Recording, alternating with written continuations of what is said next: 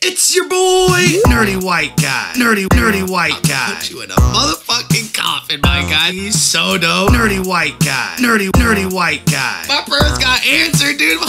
This white dude. Nerdy White Guy. Nerdy White Guy. We're gonna get this shit started, though. Nerdy gang. Nerdy gang. Nerdy gang. Today, I'm going to talk about how I got my landscaping company started, and maybe if there's someone out there who wants to get theirs started, maybe this advice can actually help you out a little bit. First off, man, you have to love the outdoors, right?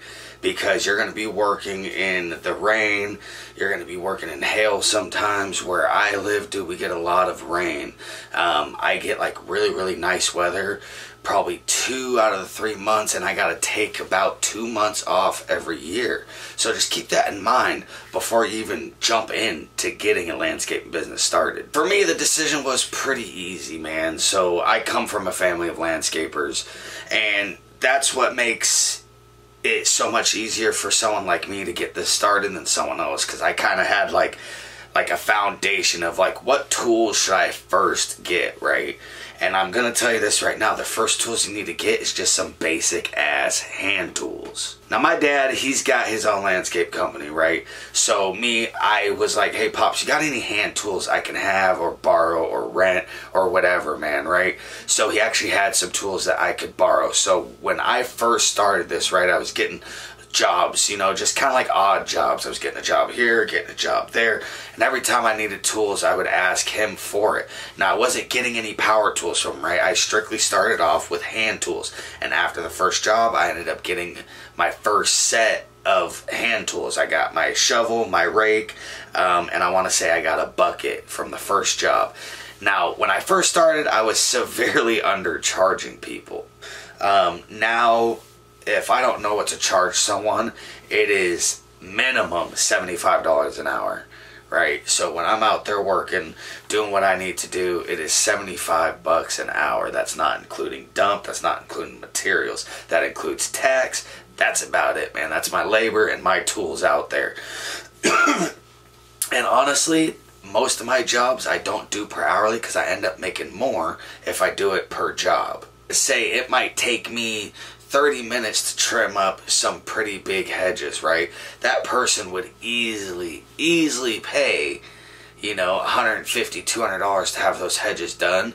But if I did it for my hourly, I'd get like $35, you know what I'm saying? So you really have to weigh out the way you do things. So yeah, man, I'm sitting there doing my thing. I got just hand tools, right? I finally bought my own hand tools, and then I finally got my own shears. And once I started getting my own shears and stuff like that, I was blessed to already have a truck in place. So as soon as I got that, the shears, I was like, all right, well, maybe I could start doing some lawn mowing. So I need to start saving for a lawnmower. So I did about 5 or 6 jobs, got myself just a regular old lawnmower from Home Depot. I want to say it cost me like $350, $400. And I would just put that in the back of my truck. And my logic behind it when I first started out was, I need to have regular mow customers, so there's always money coming in. So whether it's $45, $55, $65, $75, we got some big ass properties out here, but that's just like money continually coming in.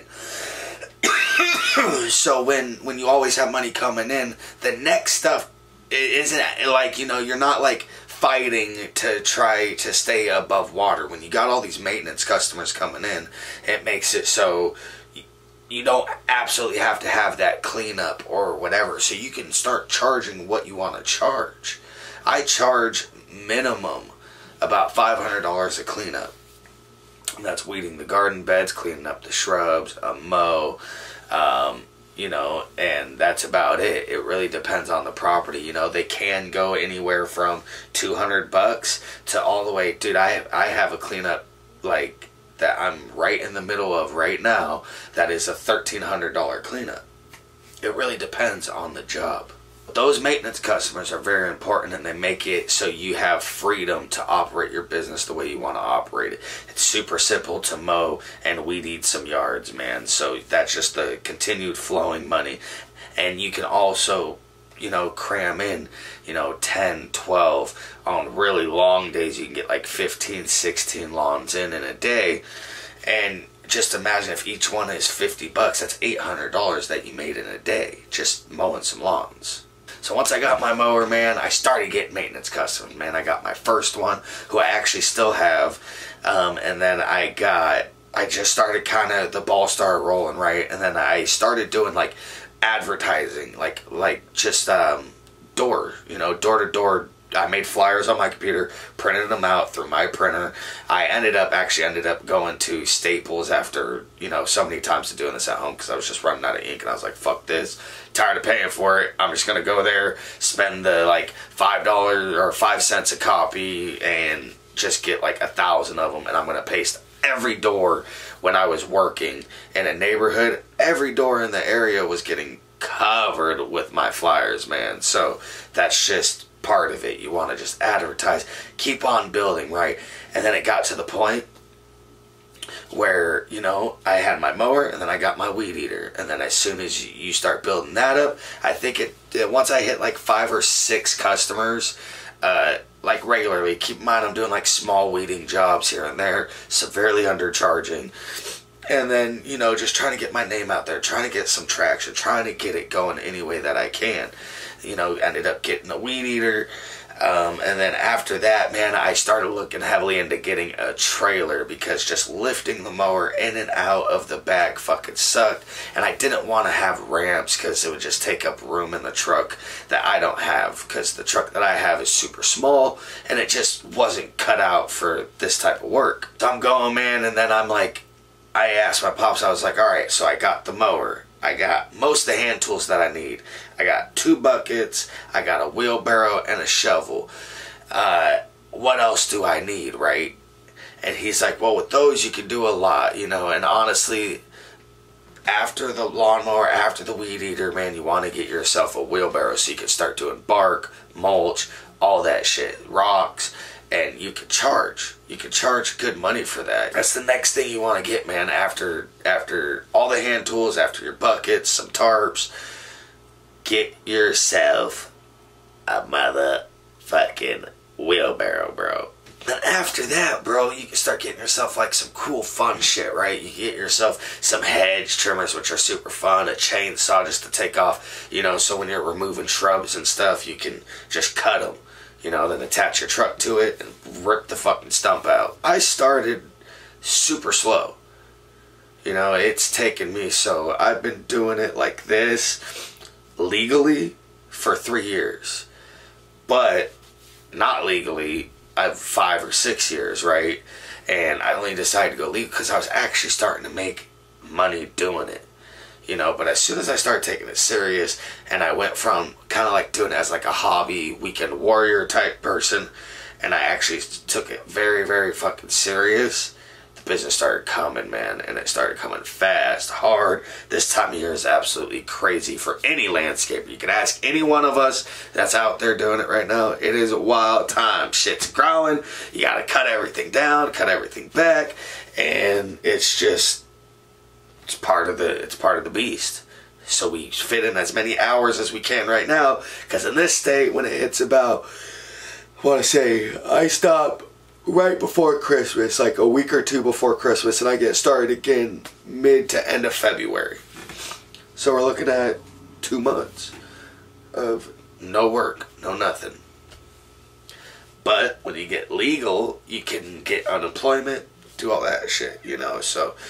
Get legal is the goal, but when you're first starting out, man, just try to get those customers, try to get all your tools in line. Once you get all your tools in line, if you don't have a truck, get yourself a truck. If you only have a car, get yourself a trailer ASAP. Start towing that trailer behind that motherfucking dog and get your ass out there, start working, dude.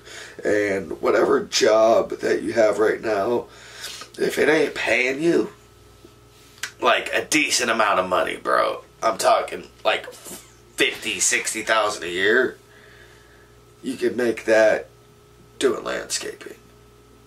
And if I could do it, bro, anybody can do it. It takes a strong family at the beginning, man. It takes a lot of heart, a lot of determination just to get it started.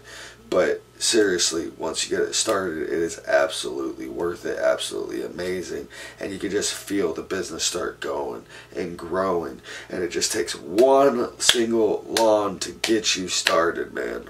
One single job. One single weeding job. An old lady down the street, hey, can you start pulling my weeds? You know, I'll pay you fucking, who gives a fuck, $25, $30. You know, just to do a little garden, dude, just to start getting some extra money.